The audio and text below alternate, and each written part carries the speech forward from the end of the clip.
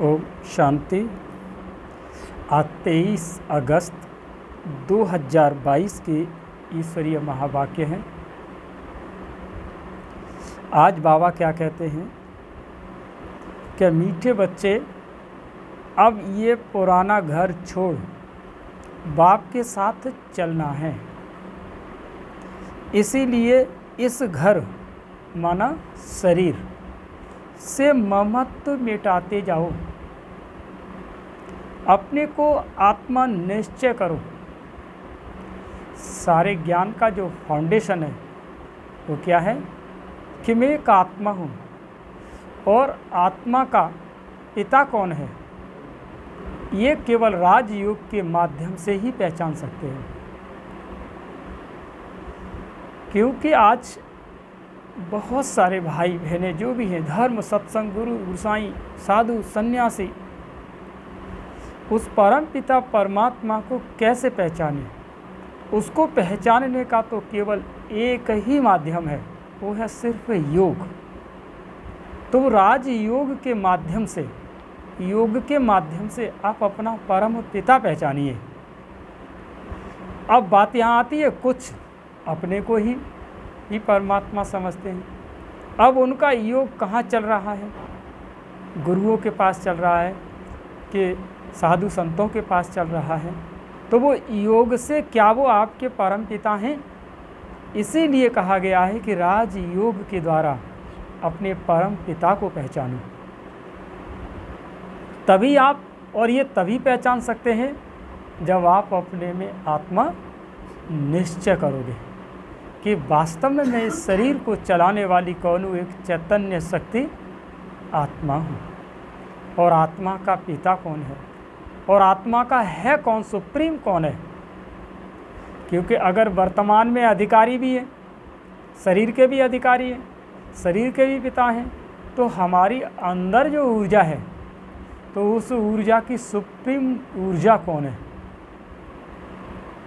इसी चीज़ को पहचानना है। इसीलिए बाबा ने कहा कि अपने को आत्मा निश्चय कर लो, क्योंकि ये अब आपको पुराना घर छोड़ना है और इस शरीर से ममत्व को मिटाते जाओ। आज का प्रश्न है कि देही अभिमानी बच्चों से मुख से कौन से शब्द नहीं निकलेंगे जो आत्मा की स्मृति में रहते हैं? उन बच्चों के मुख से कौन से शब्द नहीं निकलेंगे? तो उत्तर है कि मेरे मन को शांति कैसे मिले। अगर उनको आत्मा का ज्ञान है, आत्मा की अनुभूति करते हैं, आत्मा का अनुभव करते हैं, योग के माध्यम से करते हैं, वो शब्द ये नहीं कह सकते। ये वो लोग वो शब्द कहेंगे कि आत्मा को शांति कैसे मिले, जो शरीर के भान में रहते हैं। और जो आत्मा की स्मृति में रहते हैं तो उनका योग तो लगेगा, और जहाँ भी योग लगेगा वहाँ से उनको पावर मिलेगी। तो देही अभिमानी बच्चों के मुख से कौन से शब्द नहीं निकलेंगे? तो उत्तर है मेरे मन को शांति कैसे मिले। यह शब्द देही अभिमानी बच्चों के मुख से नहीं निकल सकते। देह अभिमान वाले ही यह शब्द बोलते हैं, क्योंकि उन्हें आत्मा का ज्ञान ही नहीं है। उन्हें तो किताबों का ज्ञान है, संतों का ज्ञान है, गुरुओं का ज्ञान है। उन्हें आत्मा का अनुभव ही नहीं फील हो रहा, केवल शब्द पढ़ रहे हैं। किसमें? वेदों में, शास्त्रों में, पुराणों में, बस शब्द पढ़ रहे हैं, और शब्दों के अनुसार वो आकृति बना लेते हैं, और आकृति से वो यहाँ की भक्ति भाव शुरू कर देते हैं। शिव पुराण पढ़ लिया तो बस शिवलिंग के बारे में बोलने लगे। अगर वो आत्मा का पढ़ लेते हैं तो आत्मा की उन्हें अनुभूति नहीं होती, तो फिर वो अपने में योग करने बैठते हैं, तो अंदर ही अंदर उन्हें कुछ प्रकाश सा अनुभव हो जाता है, तो समझ लेते हैं कि यही आत्मा है। और जब वो इसी आत्मा की अनुभूति में रहते हैं तो उसी से उनके साथ कुछ और अन्य लोग जुड़ जाते हैं, गुरु बन जाते, तो वो अपने को फिर आत्मा न कह करके वो फिर अपने को परमात्मा समझने लग जाते हैं। इसीलिए शब्दों का खेल चल रहा है यहाँ, लेकिन यहाँ तो ज़रूरत है प्रैक्टिकल की, क्योंकि उन्हें आत्मा का ज्ञान नहीं। तुम जानते हो कि आत्मा का स्वधर्म ही शांत है। मन के शांति की तो बात ही नहीं। आत्मा अपने स्वधर्म में टिक जाए तो मन शांत हो जाए। आत्मा अपने स्वधर्म में टिक जाए। कहते हैं ना, क्या करें, हमारा मन शांत नहीं है ना, हमारी आत्मा को शांति नहीं मिल रही। तो शांति नहीं मिल रही और मन शांत नहीं है, ये दो शब्द पैदा होते हैं यहाँ, है ना। आज चर्चा करते तो क्या कहते हैं, क्या करें, मन शांत नहीं है। फिर वो कहते हैं कि मन को शांति नहीं मिल रही। कभी कभी उनके मुख से निकलता है कि आत्मा को शांति नहीं है। अब आत्मा को शांति नहीं है या मन को शांति नहीं है, वो इस चीज़ का अनुभव नहीं कर पा रहे कि मन और आत्मा का संबंध क्या है। अरे मन और आत्मा का संबंध क्या है? अरे आत्मा तो अपने आप में क्या है, माँ है। मन उसका अपना एक बच्चा है। जब बच्चा बाहर निकलने घूमने के लिए निकल जाता है, फिर लौट के उसको किसकी याद आती है? अपने माँ की आती है, उसकी गोद में आ जाता है। ऐसे ही मन आत्मा के अंदर आ जाता है। आत्मा एक, मन एक हमारा तरंग की तरह निकल के जाता है, जिसकी कोई मूर्ति नहीं होती। अगर जब हम अपने इस मन को आकाश में लगाते हैं तो ये मन हमारा आकाश की तरह विशालकाय हो जाता है। और जब हम अपने मन को देखते हैं कि उस किसी की कोई चीज़ बहुत सुंदर है, गले में पड़ा हुआ एक कोई बहुत अच्छा हार पड़ा हुआ है, तो मन हमारा हार की आकृति में आ गया। किसी ने डायमंड की अंगूठी पहन ली तो वो अपने को वही खुशी समझता है डायमंड की अंगूठी से, तो फिर वो उसका मन डायमंड की अंगूठी पे आ गया, तो मन की आकृति और चेंज हो गई।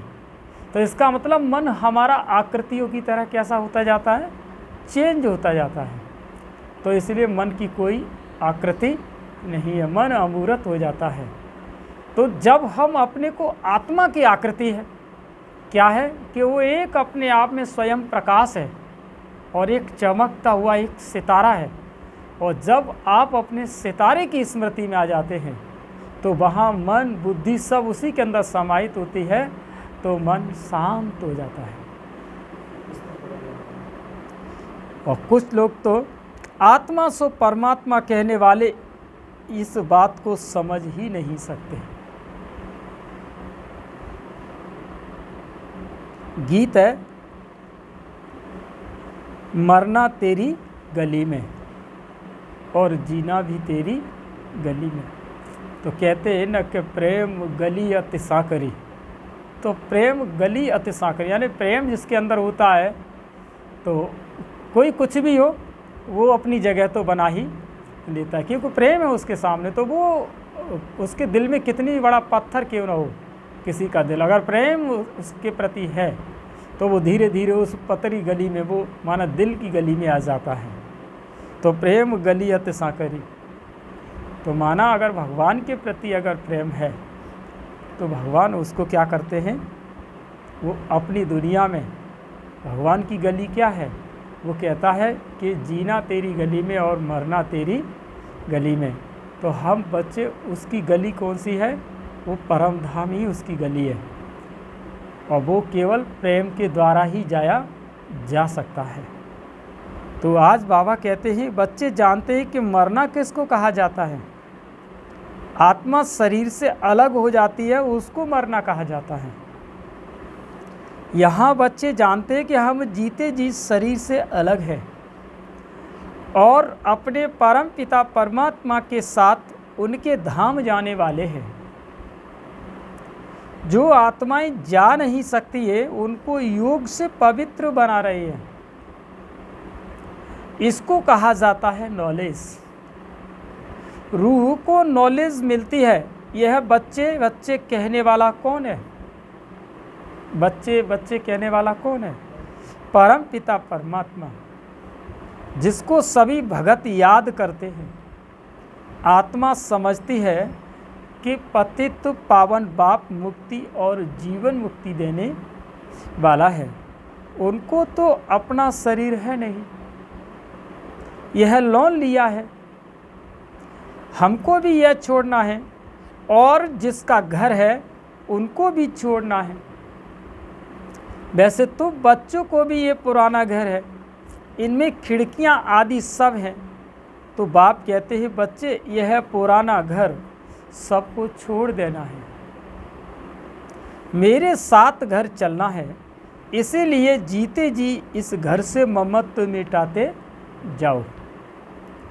अपने को आत्मा निश्चय करो और बाप को याद करो। यह तो बच्चे जानते हैं, दो चीज़ें हैं, जीव और आत्मा। मनुष्य जब दुखी होते हैं तो जीव घात करते हैं, आत्मघात नहीं। आत्मा जानती है कि शरीर के कारण आत्मा को दुख होता है, इसीलिए उनको छोड़ना चाहती है। तुम्हारी आत्मा जानती है कि अभी हम दुख धाम में हैं, यह शरीर भी पुराना घर है। बाबा ने समझाया है कि ये अकाल तख्त है, जो छोड़ करके फिर हमको दूसरा लेना है।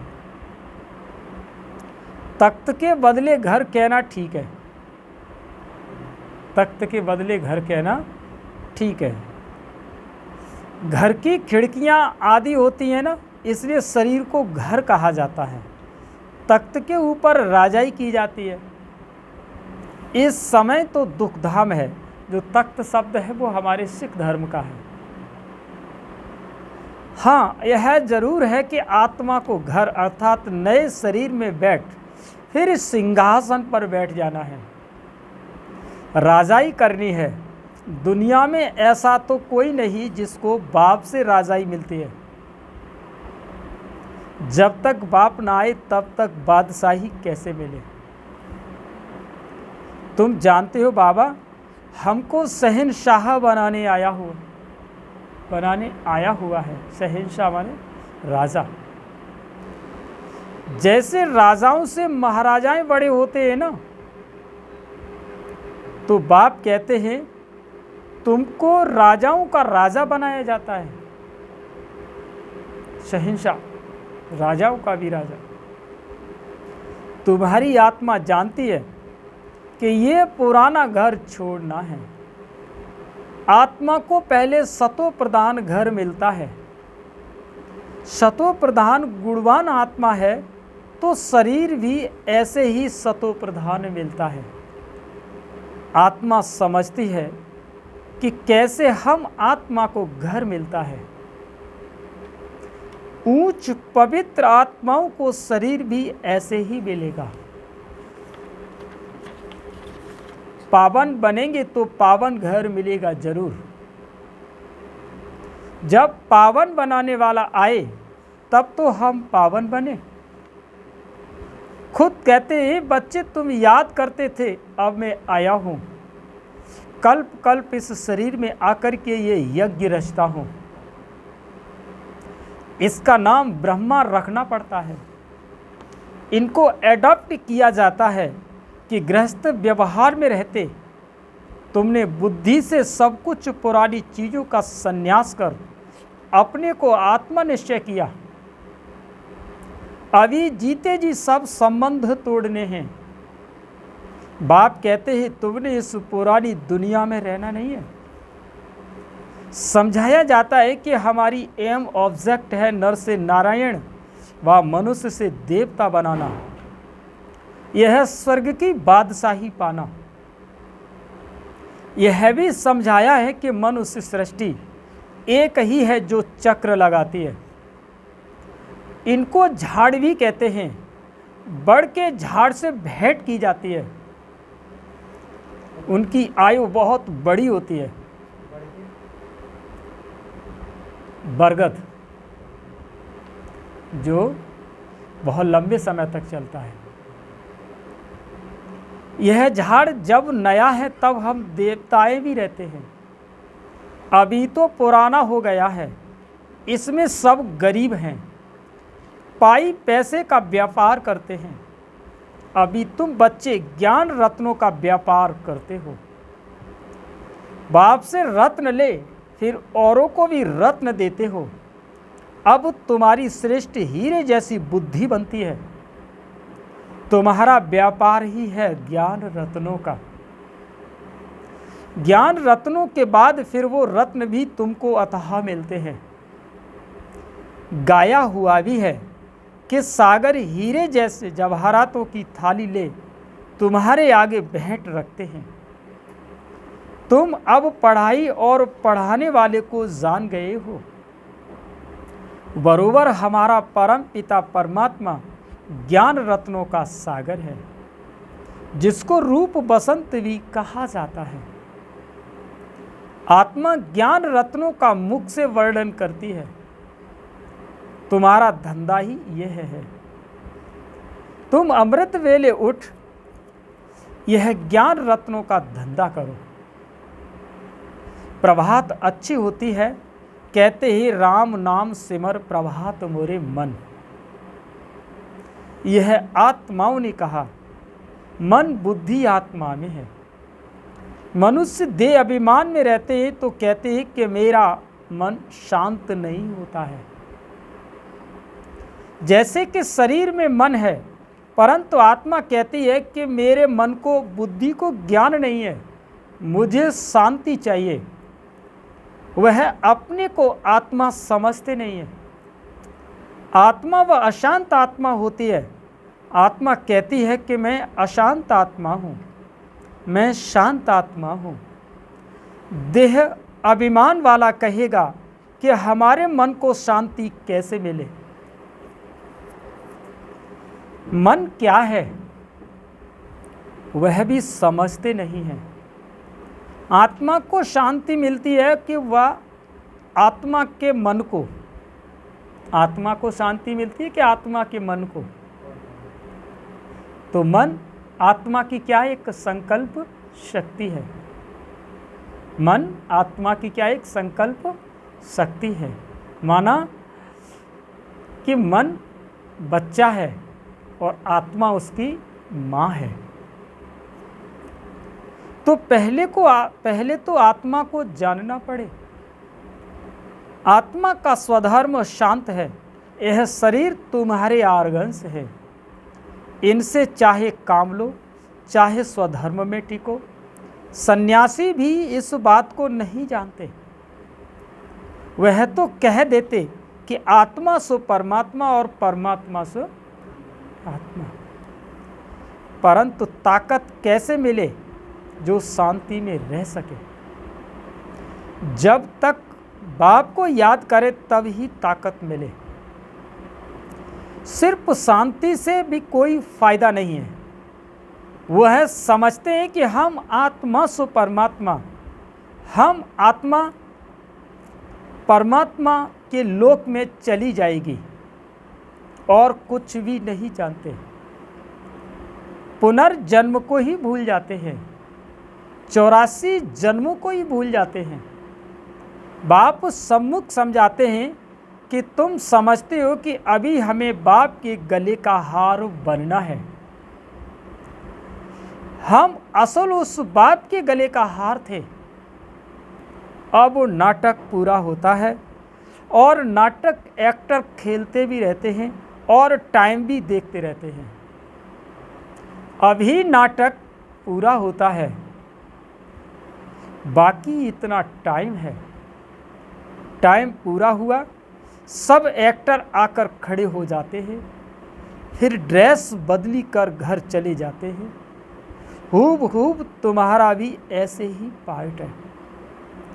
बाप आया है लेने के लिए, यह प्रश्न ही नहीं उठता।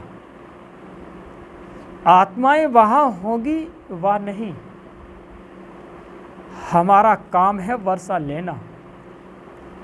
जरूर आत्माएं होगी, तब तो आती रहती हैं, वृद्धि को पाती रहती हैं।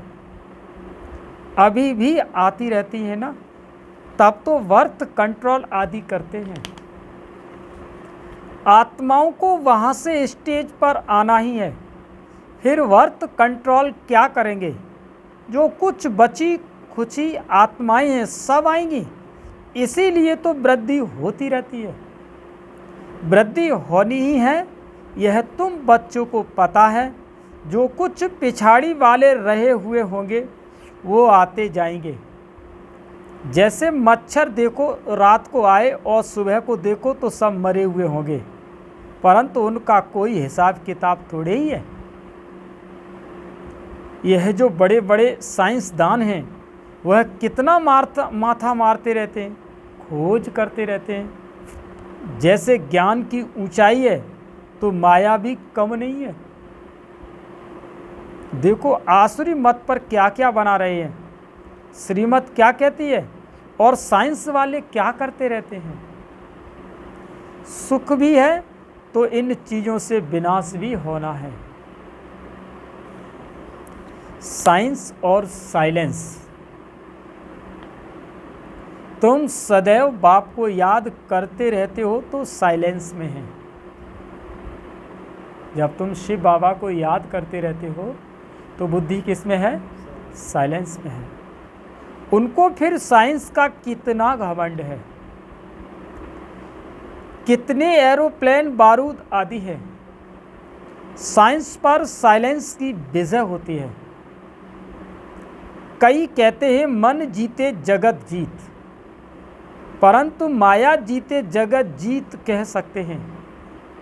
आत्मा शरीर अशरीरी हो बाप के पास चली जाएगी। कहते हैं कि मन में संकल्प विकल्प न आए। बाप कहते हैं यह तो जरूर आएंगे, माँ में कम याद करो।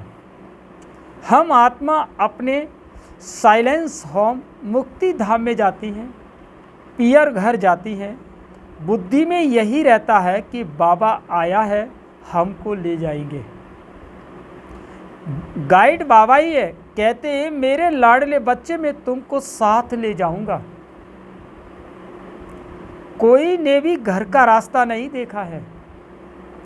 अगर एक ने देखा है वो तो बहुत देख लें, वह जाना भी सिखलावे। यहां से मनुष्य तंग होकर कहते हैं जाएं। सतयुग में ऐसे थोड़े ही कहेंगे, सुखधाम को ही सब याद करते हैं। बाप कहते हैं मैं सबको ले जाऊंगा, मच्छरों के सदृश, मच्छरों की तरह सबको ले जाऊंगा।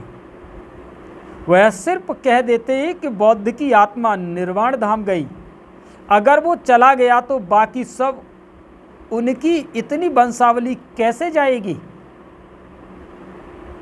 कोई जा नहीं सकते। मैं तो जा सकता हूं ना, क्योंकि मैं आता ही हूं ले जाने के लिए। सतयुग में तो इतने कितने थोड़े होते हैं। इस समय तो आत्माएं कितनी अथाह हैं, मच्छरों सदृश है ना। सबको ले जाना एक बाप का ही काम है। बाप कहते हैं मेरे गले का हार बनने से विष्णु के गले का हार बनेंगे। गिरेंगे भी पहले, वह पुजारी बनते हैं तब तो रावण के गले का हार बनते हैं। आखिरी ये हालत हो जाती है।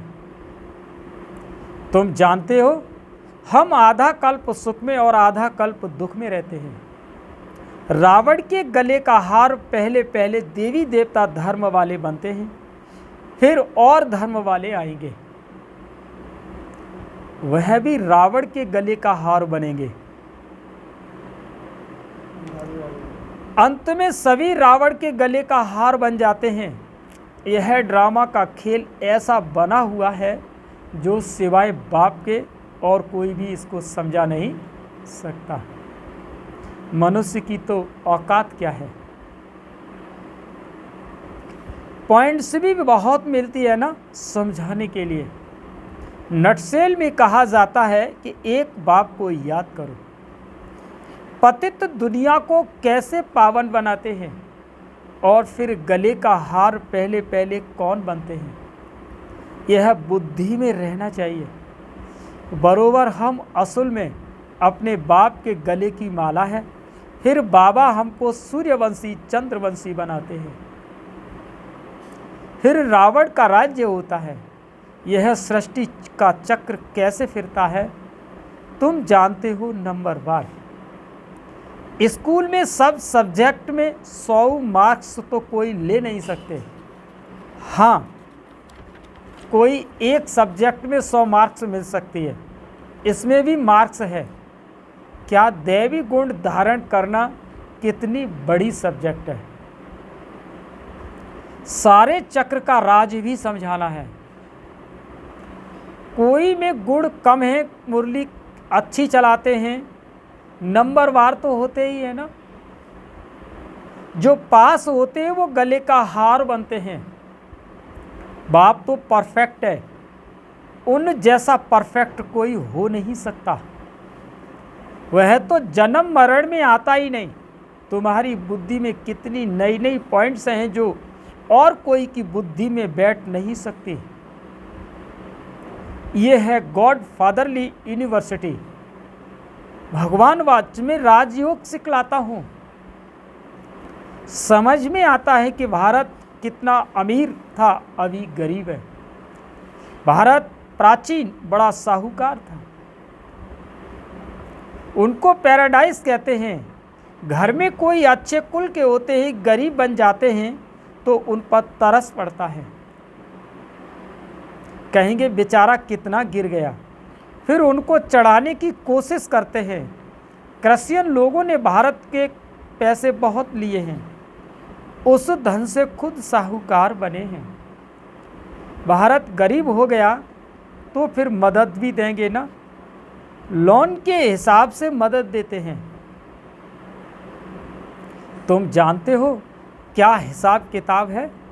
कोई अच्छे हैं तो वो समझते हैं ये सब लेन देन का हिसाब खत्म होता है, परंतु प्रेरक कौन है यह कोई नहीं समझते। इन बातों को अभी तुम समझते हो। भारत रिलीजियस था तो कितनी माइट थी, सारे विश्व के मालिक थे। पहला धर्म देवी देवता है जो बाप स्थापन करते हैं। अब सबसे गिरा हुआ है तो जरूर उनको मदद करेंगे। जब लड़ाई शुरू होगी तो खुद लड़ते भी रहेंगे, मदद भी करते रहेंगे। अब भी देखो देते रहते हैं, नहीं तो भारत भूख मर जाए। परंतु कभी ऐसा हुआ नहीं। कैलेमिटीज भी आती रहेगी, लड़ाई तब लगेगी जब पढ़ाई पूरी हो जाएगी। अभी तो पढ़ाई चल रही है। बाबा को पढ़ाना है और ब्रह्मा द्वारा आदि सनातन देवी देवता धर्म की स्थापना हो रही है। अच्छा, मीठे मीठे सिकी लदे बच्चों प्रति माता पिता बाप दादा का याद प्यार और गुड मॉर्निंग। रूहानी बाप की रूहानी बच्चों को नमस्ते। रूहानी बच्चों की रूहानी माता पिता बाप दादा को याद प्यार गुड मॉर्निंग। नमस्ते नमस्ते नमस्ते। धारणा के लिए मुख्य सार। नंबर 1, पहला पॉइंट है अभी ज्ञान रत्नों का धंधा करना है। रूप बसंत बन पढ़ाई पढ़नी और पढ़ानी है। दूसरा पॉइंट है बाप के साथ वापिस घर जाना है, इसलिए पवित्र बनना है। अशरीरी बन पढ़ाई की याद में रह साइलेंस वल से साइंस पर विजय पानी है। आज का वरदान है सदा उमंग उत्साह के पंखों द्वारा उड़ने और उड़ाने वाले मजबूत और अथक सेवाधारी भव। यानी सदा उमंग उत्साह के पंखों द्वारा उड़ने और उड़ाने वाले मजबूत और अथक भव। आप आत्माएं अनेक आत्माओं को उड़ाने के निमित्त हो, इसीलिए उमंग उत्साह के पंख मजबूत हो। सदा इसी स्मृति में रहो कि हम ब्राह्मण बीके विश्व कल्याण के जवाबदार हैं। हमारे पास हर चीज़ का जवाब होना चाहिए, क्योंकि आप एग्जाम्पल हैं।